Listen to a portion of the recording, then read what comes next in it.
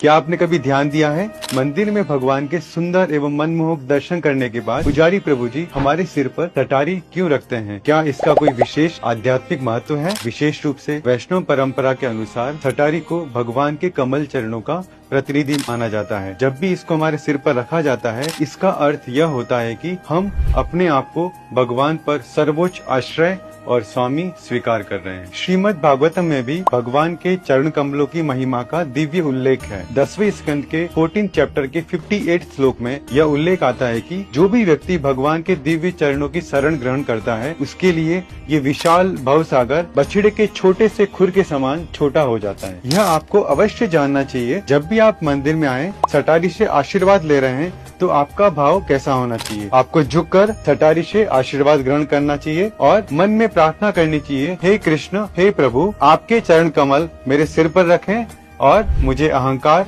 अज्ञानता और भौतिक आसक्तियों से दूर कर दें। सटारी केवल भगवान के चरणों का प्रतीक ही नहीं है, यह सच्चे भक्त एवं महान आचार्यों की कृपा का भी प्रतीक है, क्योंकि सच्चे भक्त हमेशा भगवान के चरणों को अपने सिर पर धारण करते हैं। इसलिए सटारी भगवान के चरणों के साथ साथ भक्तों की कृपा का भी प्रतीक है। इसलिए सटारी ग्रहण करना मतलब भगवान एवं महान भक्त, महान आचार्यों की दोनों की कृपा को प्राप्त करना है। जैसा कि हम सभी जानते हैं कि जो सिर है वो अभिमान का प्रतीक है और चरण आश्रय का प्रतीक होता है।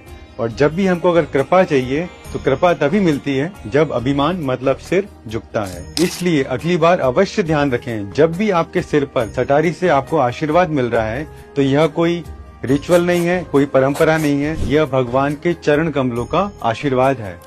हरे कृष्ण।